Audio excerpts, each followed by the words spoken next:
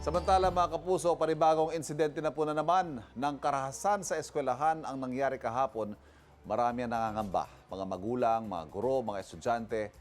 Paano magiging ligtas sa ganitong sitwasyon? Ay, si Maris nga po ay nasa isang school ngayon para alamin ang mga dapat tandaan sa ganitong emergency.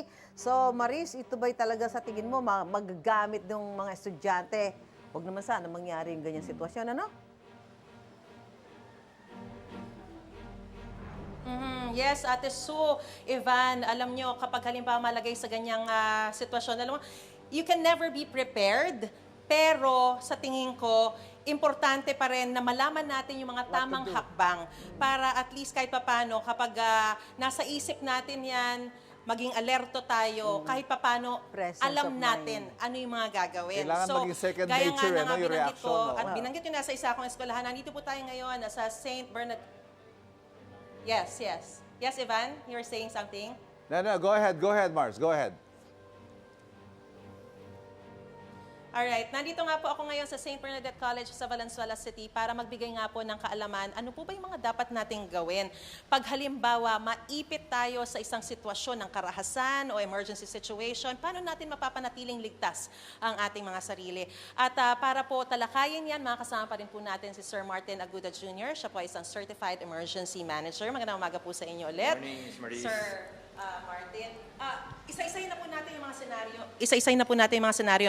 Ano po yung dapat natin gawin? Halimbawa, may active shooter nakapasok po sa paaralan at yung isang estudyante, for example, ay nalagay kayo sa hallway at nakasalubong nyo bigla yung active shooter. Ano po ang dapat yung gawin? Well, ang unang survival technique natin palagi is get out of the sight ng shooter. So yung running, yung pagtakbo ay napaka-importante, evacuation. If there is a chance, of course, no? Kung may chance naman na pumasok sa isang classroom at ikuble yung sarili, i-lockdown natin yung sarili natin. But ang first talaga, get out of the line of sight nung shooter o yung perpetrator natin. Never play dead. Never play dead. Kasi Bakit po? alam naman ng perpetrator na hindi pa siya napipin down. So pwede siyang i-target pa rin. So hindi magandang idea na talagang mag-play dead. Okay, pasok na tayo sa loob ng classroom, silid-aralan. Halimbawa, nandito, nakapasok yung active shooter. Ano yung dapat gawin? Pag nasa hallway na at wala na tayong chance na mag-evacuate, no, dito na papasok yung hide portion ng run, hide, fight or tinatawag din tong lockdown procedure. So ang unang gagawin natin, ilalak natin yung sarili natin doon sa classroom. So yung pinto, ilak natin, isara natin. Okay? Kung kaya nating ibarikada yung pinto, meaning harangan ng mga upuan. Mabilis.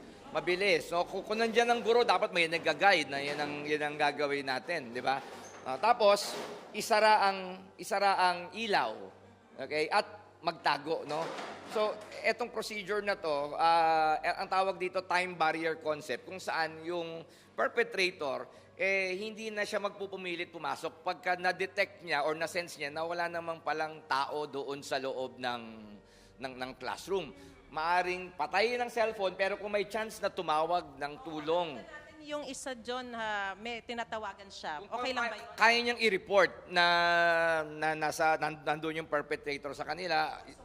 Magsumbong sa otoridad o kung may emergency number yung school, di ba? Pero as much as possible, they have to keep quiet para talagang walang tao doon sa loob. Ganun ang magiging perception nung perpetrator, nung attacker. Saan pinaka-advisable na magtago? Yan.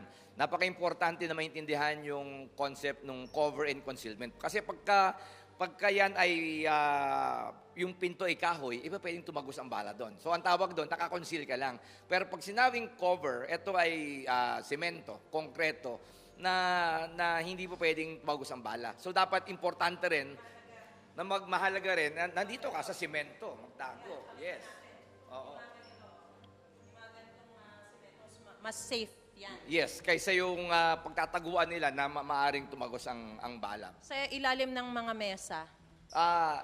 Ang lamesa kasi ay gawa sa kahoy, no? So, maaring matarget yan, maaring lumusot ang bala dyan. So, napaka-importante rin ko talaga kung saan magtatago.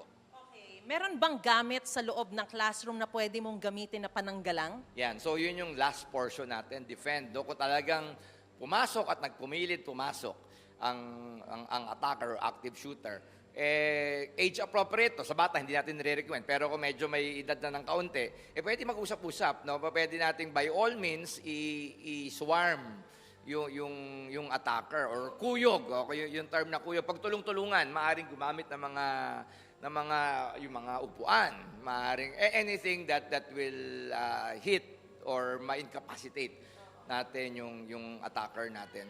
But syempre, napaka-importante dito yung dedikasyon natin na talagang dapat magawa natin to para masubdue natin yung attack. Kumbaga buo yung loob natin para gawin ito as a last resort. Sa usapin po ng evacuation, kailan ligtas na lumayo, tumakas, o kaya tumakbo talaga? So pag naka-lockdown na tayo na ganito, antayin na natin yung katok o yung advice ng law enforcement, nandiyan ang police, na maaari na silang lumabas. No? Napaka-importante yung assessment kasi na clear na yung hallway nung ating attacker. So pag dumating ang law enforcement, Mama Maris, ang importante dito, sundin natin yung kanilang mga utos. Kasi maaring humalo yung perpetrator doon sa crowd, doon sa mga estudyante. So pag sinabing taas ang kamay habang nag-evacuate, sundin natin. No? So ang tinuturo ngayon is once they evacuate, nakataas yung kamay nila. Until such time na makareach sila doon sa evacuation area. At yun nga, huwag tayong gagawa ng ibang aksyon na taliwas dun sa sinasabi ng ating mga kapulisan. Para mapakita rin natin na hindi ka armado, hindi ikaw yung yung Empty hands, kumbaga. Empty hands tapos hands up. At maraming salamat po sa impormasyong binigay niyo po sa amin, Sir Martin Aguda Jr. Siya po ay isang Certified Emergency Manager. Yan po mga kapuso, sana po kahit paano ay nakatulong po yung mga tips na ito. Importante, run, hide, fight kung kinakailangan. So ito po yung mga pinakamahalagang mga elemento, ilagay natin sa isip natin. Lagi tayong maging handa, magdasal tayo, maging alerto at alamin natin isa isip, isa puso yung mga dapat nating gawin, mga hakbang na dapat nating gawin para mapanatiling ligtas ang ating sarili sa gitna ng ganitong mga klase ng emergencies o karahasan sa ating kinaroroonan. Maraming pong salamat at balik po muna tayo sa studio. Ingat po tayo mga kapuso! Ikaw, hindi ka pa nakasubscribe sa GMA Public Affairs YouTube channel? Bakit? Mag-subscribe ka na, dali na, para laging una ka sa mga latest kwento at balita. I-follow mo na rin ang official social media pages ng Unang Hirit. Salamat, Kapuso.